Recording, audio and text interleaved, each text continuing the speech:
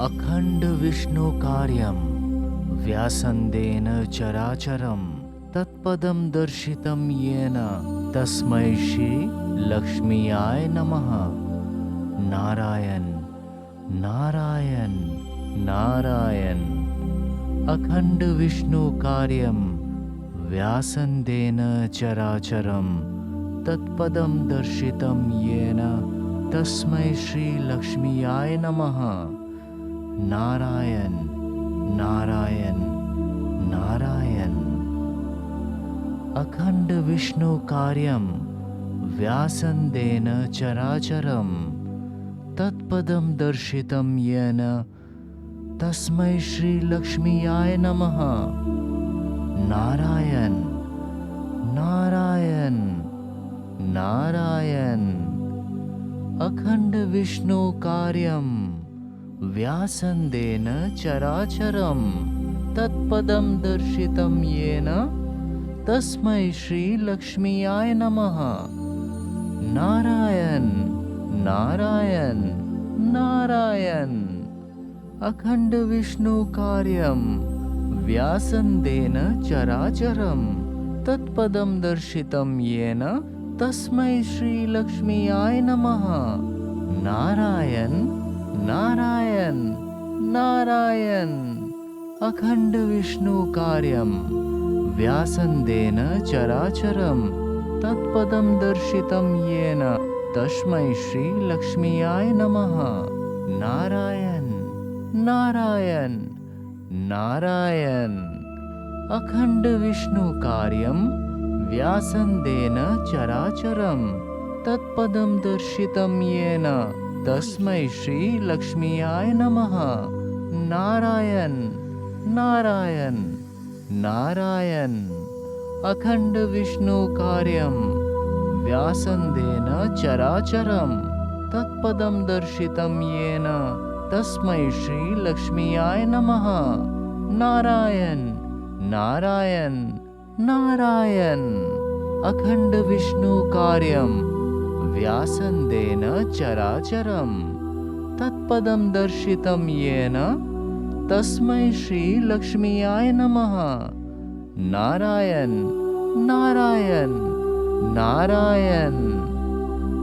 अखंड विष्णु कार्यं व्यासन्देन चराचरं तत्पदं दर्शितं येन तस्मै श्री लक्ष्मीयाय नमः।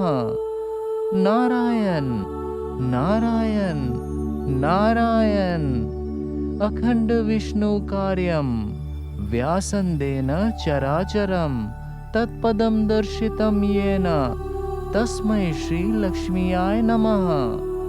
नारायण नारायण नारायण। अखंड विष्णु कार्यं व्यासन्देन चराचरं तत्पदं दर्शितं येन तस्मै श्री लक्ष्मीयाय नमः। नारायण नारायण नारायण। अखंड विष्णु कार्यं व्यासन्देन चराचरं तत्पदं दर्शितं येन तस्मै श्री लक्ष्मीयाय नमः। नारायण नारायण नारायण। अखंड विष्णु कार्यं व्यासन्देन चराचरं तत्पदं दर्शितं येन तस्मै श्री लक्ष्मीयाय नमः। नारायण नारायण नारायण। अखंड विष्णु कार्यं व्यासन्देन चराचरं तत्पदं दर्शितं येन तस्मै श्री लक्ष्मीयाय नमः। नारायण नारायण नारायण। अखंड विष्णु कार्यं व्यासन्देन चराचरं तत्पदं दर्शितं येन तस्मै श्री लक्ष्मीयाय नमः। नारायण नारायण नारायण। अखंड विष्णु कार्यं व्यासन्देन चराचरं तत्पदं दर्शितं येन तस्मै श्री लक्ष्मीयाय नमः। नारायण नारायण नारायण। अखंड विष्णु कार्यं व्यासन्देन चराचरं तत्पदं दर्शितं येन तस्मै श्री लक्ष्मीयाय नमः। नारायण नारायण नारायण। अखंड विष्णु कार्यं व्यासन्देन चराचरं तत्पदं दर्शितं येन तस्मै श्री लक्ष्मीयाय नमः। नारायण नारायण नारायण। अखंड विष्णु कार्यं व्यासन्देन चराचरं तत्पदं दर्शितं येन तस्मै श्री लक्ष्मीयाय नमः। नारायण नारायण नारायण। अखंड विष्णु कार्यं व्यासन्देन चराचरं तत्पदं दर्शितं येन तस्मै श्री लक्ष्मीयाय नमः। नारायण नारायण नारायण। अखंड विष्णु कार्यं व्यासन्देन चराचरं तत्पदं दर्शितं येन तस्मै श्री लक्ष्मीयाय नमः। नारायण नारायण नारायण।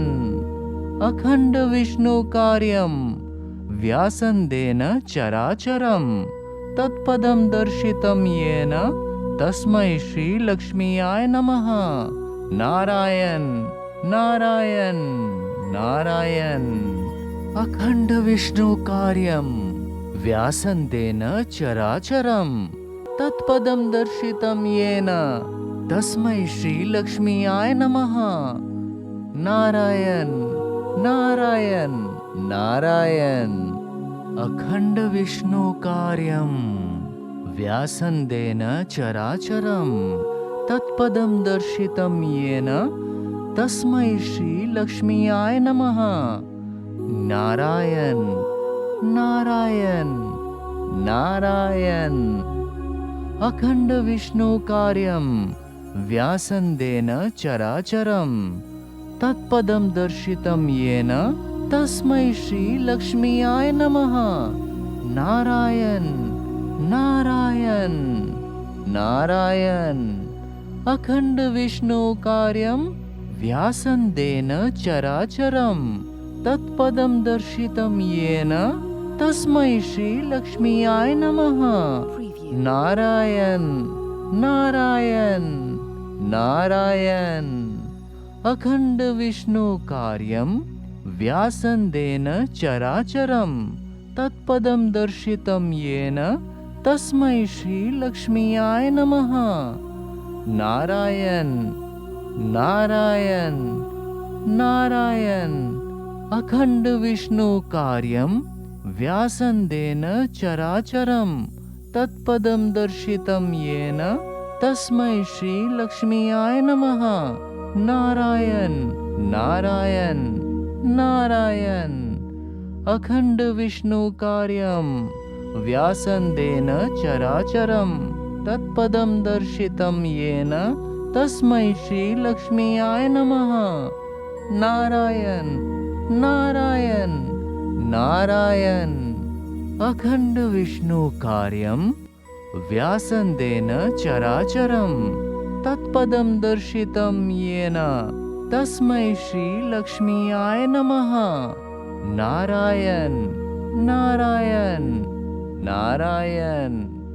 अखंड विष्णु कार्यं व्यासन्देन चराचरं तत्पदं दर्शितं येन तस्मै श्री लक्ष्मीयाय नमः। नारायण नारायण नारायण। अखंड विष्णु कार्यं व्यासन्देन चराचरं तत्पदं दर्शितं येन तस्मै श्री लक्ष्मीयाय नमः।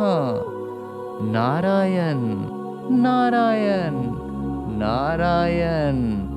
अखंड विष्णु कार्यं व्यासन्देन चराचरं तत्पदं दर्शितं येन तस्मै श्री लक्ष्मीयाय नमः।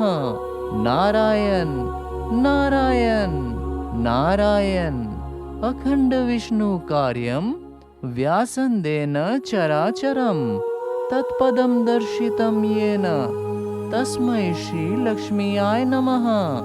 नारायण नारायण नारायण अखंड विष्णु कार्यं व्यासन्देन चराचरं तत्पदं दर्शितं येन तस्मै श्री लक्ष्मीयाय नमः। नारायण नारायण नारायण अखंड विष्णु कार्यं व्यासन्देन चराचरं तत्पदं दर्शितं येन तस्मै श्री लक्ष्मीयाय नमः। नारायण नारायण नारायण अखंड विष्णु कार्यं व्यासन्देन चराचरं तत्पदं दर्शितं येन तस्मै श्री लक्ष्मीयाय नमः। नारायण नारायण नारायण अखंड विष्णु कार्यं व्यासन्देन चराचरं तत्पदं दर्शितं येन तस्मै श्री लक्ष्मीयाय नमः।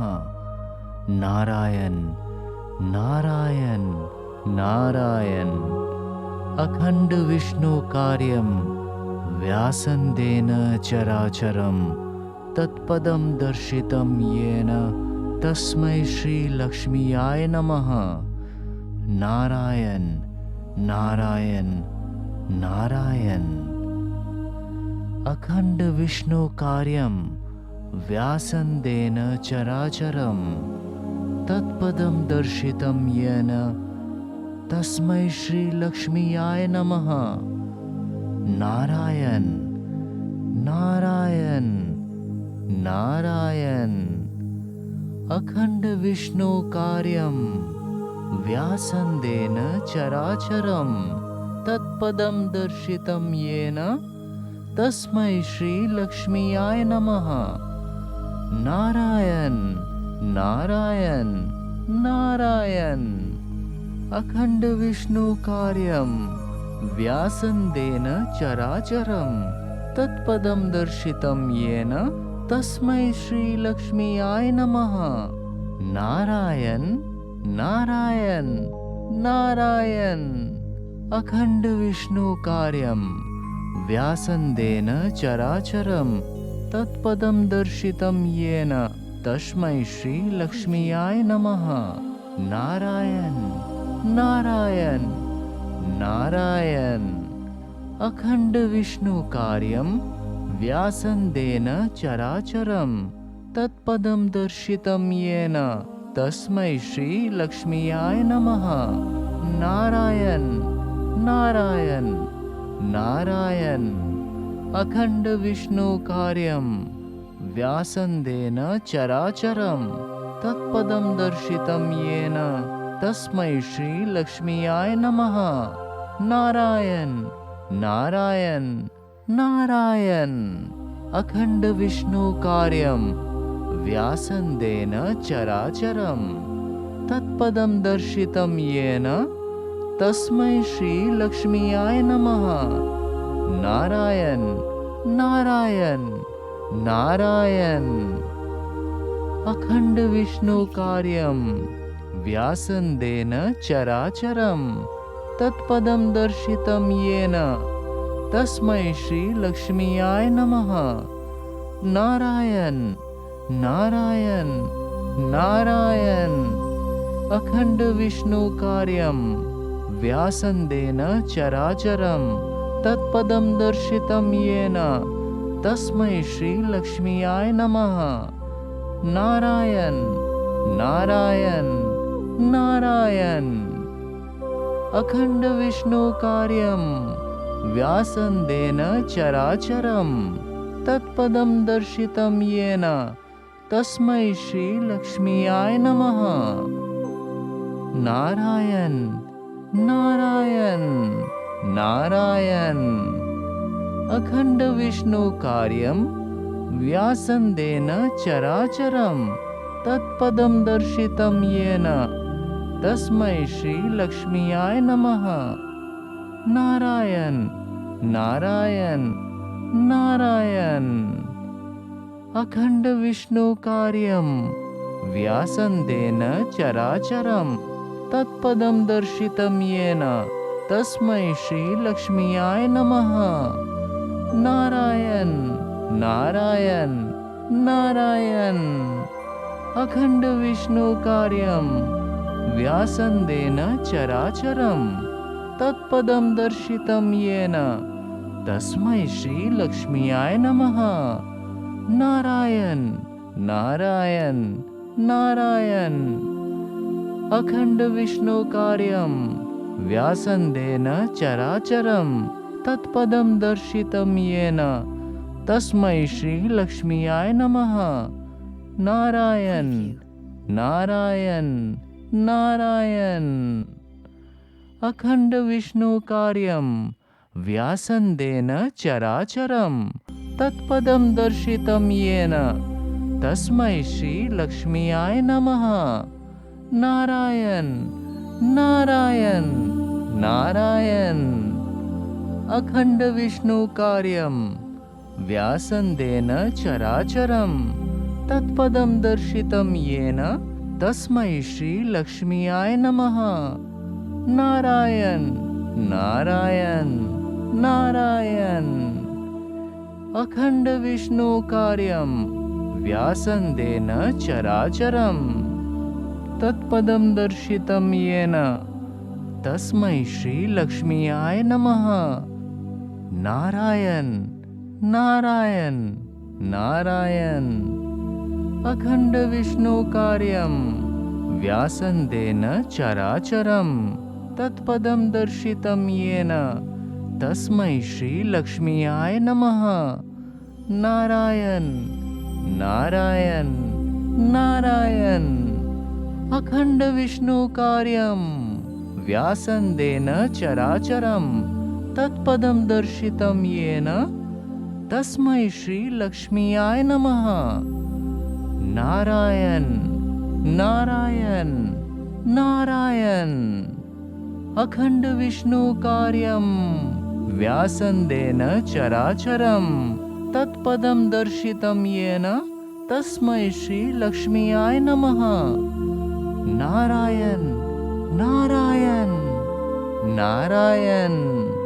अखंड विष्णु कार्यं व्यासन्देन चराचरं तत्पदं दर्शितं येन तस्मै श्री लक्ष्मीयाय नमः। नारायण नारायण नारायण। अखंड विष्णु कार्यं व्यासन्देन चराचरं तत्पदं दर्शितं येन तस्मै श्री लक्ष्मीयाय नमः। नारायण नारायण नारायण। अखंड विष्णु कार्यं व्यासन्देन चराचरं तत्पदं दर्शितं येन तस्मै श्री लक्ष्मीयाय नमः। नारायण नारायण नारायण। अखंड विष्णु कार्यं व्यासन्देन चराचरं तत्पदं दर्शितं येन तस्मै श्री लक्ष्मीयाय नमः। नारायण नारायण नारायण। अखंड विष्णु कार्यं व्यासन्देन चराचरं तत्पदं दर्शितं येन तस्मै श्री लक्ष्मीयाय नमः। नारायण नारायण नारायण। अखंड विष्णु कार्यं व्यासन्देन चराचरं तत्पदं दर्शितं येन तस्मै श्री लक्ष्मीयाय नमः। नारायण नारायण नारायण। अखंड विष्णु कार्यं व्यासन्देन चराचरं तत्पदं दर्शितं येन तस्मै श्री लक्ष्मीयाय नमः। नारायण नारायण नारायण। अखंड विष्णु कार्यं व्यासन्देन चराचरं तत्पदं दर्शितं येन तस्मै श्री लक्ष्मीयाय नमः। नारायण नारायण नारायण अखंड विष्णु कार्यं व्यासन्देन चराचरं तत्पदं दर्शितं येन तस्मै श्री लक्ष्मीयाय नमः। नारायण नारायण नारायण अखंड विष्णु कार्यं व्यासन्देन चराचरं तत्पदं दर्शितं येन तस्मै श्री लक्ष्मीयाय नमः। नारायण नारायण नारायण अखंड विष्णु कार्यं व्यासन्देन चराचरं तत्पदं दर्शितं येन तस्मै श्री लक्ष्मीयाय नमः। नारायण नारायण नारायण अखंड विष्णु कार्यं व्यासन्देन चराचरं तत्पदं दर्शितं येन तस्मै श्री लक्ष्मीयाय नमः। नारायण नारायण नारायण अखंड विष्णु कार्यं व्यासन्देन चराचरं तत्पदं दर्शितं येन तस्मै श्री लक्ष्मीयाय नमः। नारायण नारायण नारायण अखंड विष्णु कार्यं व्यासन्देन चराचरं तत्पदं दर्शितं येन तस्मै श्री लक्ष्मीयाय नमः। नारायण नारायण नारायण अखंड विष्णु कार्यं व्यासन्देन चराचरं तत्पदं दर्शितं येन तस्मै श्री लक्ष्मीयाय नमः। नारायण नारायण नारायण अखंड विष्णु कार्यं व्यासन्देन चराचरं तत्पदं दर्शितं येन तस्मै श्री लक्ष्मीयाय नमः। नारायण नारायण नारायण अखंड विष्णु कार्यं व्यासन्देन चराचरं तत्पदं दर्शितं येन तस्मै श्री लक्ष्मीयाय नमः। नारायण नारायण नारायण अखंड विष्णु कार्यं व्यासन्देन चराचरं तत्पदं दर्शितं येन तस्मै श्री लक्ष्मीयाय नमः। नारायण नारायण नारायण अखंड विष्णु कार्यं व्यासन्देन चराचरं तत्पदं दर्शितं येन तस्मै श्री लक्ष्मीयाय नमः।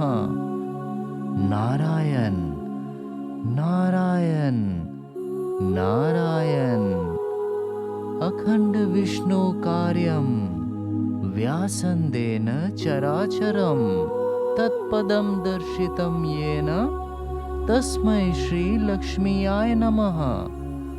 नारायण नारायण नारायण अखंड विष्णु कार्यं व्यासन्देन चराचरं तत्पदं दर्शितं येन तस्मै श्री लक्ष्मीयाय नमः। नारायण नारायण नारायण अखंड विष्णु कार्यं व्यासन्देन चराचरं तत्पदं दर्शितं येन तस्मै श्री लक्ष्मीयाय नमः। नारायण नारायण नारायण अखंड विष्णु कार्यं व्यासन्देन चराचरं तत्पदं दर्शितं येन तस्मै श्री लक्ष्मीयाय नमः। नारायण नारायण नारायण अखंड विष्णु कार्यं व्यासन्देन चराचरं तत्पदं दर्शितं येन तस्मै श्री लक्ष्मीयाय नमः। नारायण नारायण नारायण अखंड विष्णु कार्यं व्यासन्देन चराचरं तत्पदं दर्शितं येन तस्मै श्री लक्ष्मीयाय नमः। नारायण नारायण नारायण अखंड विष्णु कार्यम व्यासंदेन चराचरम तत्पदम दर्शितम येन तस्मै श्री लक्ष्मीयाय नमः।